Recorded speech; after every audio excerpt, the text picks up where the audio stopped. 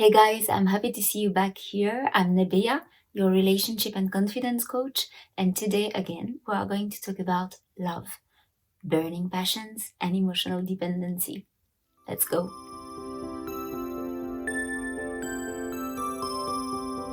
So, love can sometimes reserve its share of unpleasant surprises, and when I talk to some of my customers, I am amazed, sometimes a little bit anxious, to see the way they go about their life, ignoring their fears and dive into new relationships. It often results into beautiful love stories. However, the one I am going to talk about today have unfortunately turned into what we can call destructive passions. You certainly know that feeling. You meet someone who, to no fault of their own, most of the time, they change your entire world. You can't do much about it, and sometimes these relationships don't even last very long. The story of a few days, a few weeks, sometimes even a few months, but they are incredibly intense. It is a love at first sight that marks you for all your life, taking out of you any rational notion for a while, to the point that you are ready to give up everything for that person, partner, work, family. It is beautiful in a way, sometimes even feels kind of magical, but be careful not to hurt yourself too much. Okay, so let's talk about crushes and how we're ready sometimes to leave everything for love. So when I say that these relationships mark you for life, they are like engraved, anchored in your memory.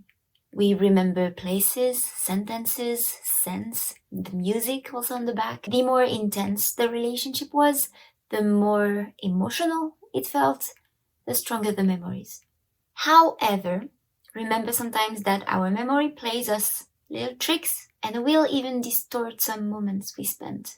A situation is always experienced differently from a person to the other. This is why sometimes you remember an event in a certain way and others will remember it differently. We all enjoy different experiences even when we are together. Your feelings can never be exactly the same as how others felt. So be careful sometimes if you are convinced a situation happened in a certain way, positive or negative, that might be only your perspective of things. Also, if love at first sight, butterflies in the belly, are very pleasant to begin with, the transition from the crazy loving state to the reality of every day can sometimes be a bit tricky. When we fall in love, our body receives a boost of a lovely and enjoyable molecule called oxytocin. Oxytocin? It relieves us from our pain, suppresses part of the negative stuff from our memory, highlighting only the positive stuff. It makes us generally more emotionally open, trusting, and generous. When we are in love, a lot of oxytocin is released in our body. Like, a lot. The thing is, exposed to that, we tend to idealize our relationship, create illusions, and our memories of moments that were agreeable and nice becomes the best, the ultimate experience we could ever have. How beautiful. But when we get progressively used to each other and are less amazed by all the little details of each moment we spend together, we sometimes get scared. Where is the excitement? We try to encourage spicy, magical moments to occur again, unable to accept the fact that this wonderful relationship we entertained is getting kinda duller, more normal. It feels like it's losing its flavor. It feels sometimes like it's not burning anymore. Note that we often use strong words. It's like it's burning, like it hurts. It's just. Anyway, we also sometimes trick ourselves when entering a new relationship, especially shy or introverted people. Let me explain. We get used to receive a lot of attention, and it is nice. So, of course, we ask for more and more and more, but we forget that it is an exchange. And we also have to give back. We ask to be part of the world of that person so fast and they let us in. But sometimes we forget that we also have to let them in our own world. And making space for someone is not that easy. When things go too fast, people sometimes get scared that they've signed a contract that they cannot abide. And they retract or sometimes even ghost their potential partner. We also sometimes went so fast into the relationship that we didn't give ourselves the time necessary to acknowledge each other for who we really are. We enjoyed spending time with each other, but as we kept creating special moments one after the other, we forgot to introduce each other to our daily lives. So of course sometimes you think like, oh, that person is amazing. Yes, but like they're also normal. Be very careful not to fall in love with love more than the person you are supposed to share it with. Because first, your relationship might not last that long. Because when this love feeling, crazy love everywhere is gone, then you just move on to the next person. Or it could also increase your chances of becoming codependent or becoming emotionally dependent on the other. What is codependency? When your friends ask you how your weekend was, if you saw your boyfriend, girlfriend, and enjoyed your time, and all the answers you can provide start with a we instead of an I. Like, we went to the park, and then we went to the beach, and we had an ice cream, and we read a book, and we watched Netflix, and we.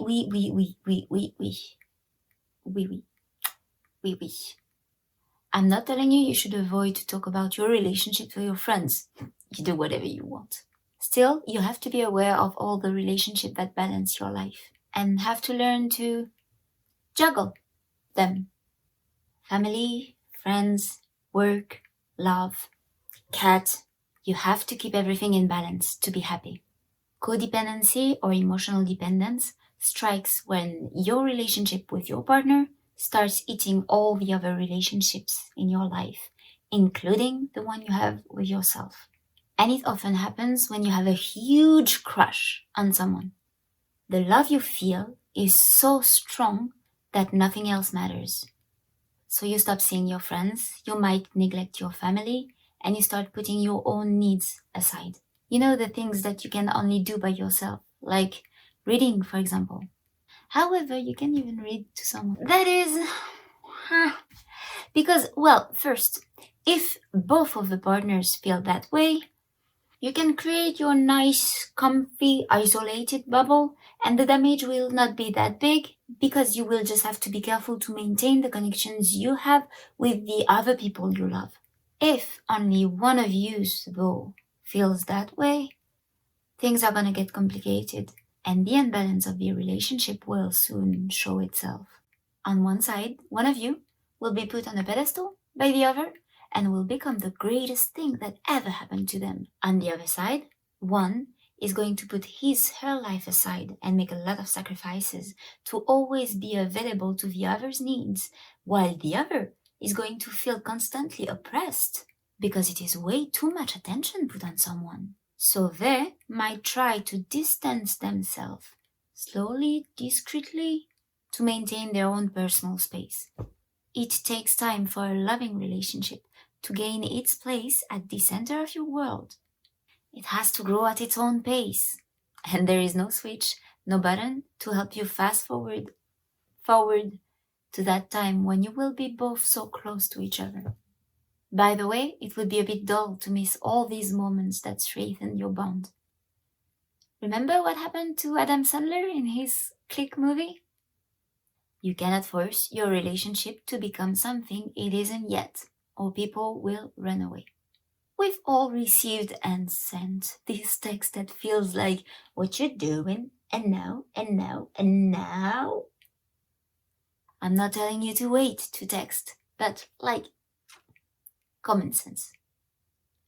Making someone the center of your attention is detrimental for you and your partner, as it is important for both of you to keep your own personal interest and not to melt to each other and disappear in the relationship.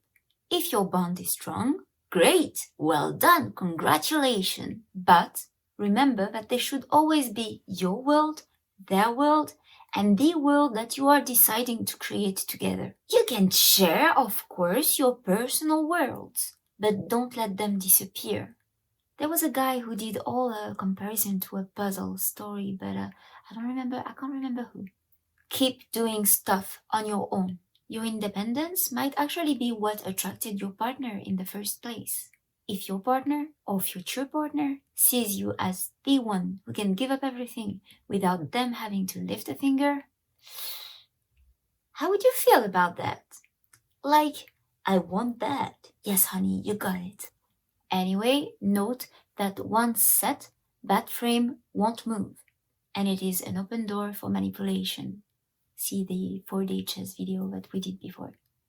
The person will occupy all your mental space. Note that sometimes they are not aware or encouraging that. Sometimes you do that on your own. You constantly think about them while they ultimately live their life as they usually did. If you think, why aren't they answering me after 1 or 2 days when you both agreed that you were kind of starting a relationship? It is normal. You should talk about that. You should address it. However, if you are feeling this way after a few minutes, even an hour or two, maybe ask yourself, why have you been watching your phone for the last hour, waiting for an answer during all this time, instead of, I don't know, going for a run, painting, going to your bunny lesson? Focus on yourself too when the other is not around, because they are not avoiding you on purpose. Not yet anyway. They just have plenty of interest of their own, and the place your relationship holds, for now, in their life, is still building itself. Now, it is important to say that emotional dependency is not a disease. It is not a pathology, and everybody can become emotional dependent or codependent. It often comes from the way we built ourselves as children and the emotional relationships, like the background that we had since then. The subjective perception of a lack of attention or love, for example. It does not necessarily result from a bad environment. Don't blame your parents for not loving you enough. Well, not always. You don't have to have experienced a trauma in your life to become codependent or emotionally dependent. Sometimes it can be more subtle than that. For example, you might have been affected by your previous relationship that left its scars and left you vulnerable. You may also become dependent on a person if they play too much hard to get and hit you with a constant hot and cold, hot and cold. Sometimes you'll talk all day and spend hours on the phone, and the following day, not at all. Nothing. Nada. Some weeks they contact you a lot, and others a lot less. Still, we tend to idealize them, focusing on a particular feminine trait or masculine trait, younger women, older guys, married or unavailable people. Emotional dependency comes from an inconsistent attachment to someone. It often comes from your lack of confidence, the need of being reassured, and of knowing that you are someone's interest. What if you're not? Is it that bad? And as I said before, it can lead you to become the prey of certain manipulators. Careful. So, how do you stop being emotional dependent or codependent? First, don't break up. Well, not on a hunch at least. You don't have to break up to decrease your emotional dependency. You also don't have to break up with your partner if you see that they're becoming maybe a bit too dependent on you. If you value your relationship, start by working on it. Already realizing it is a big step.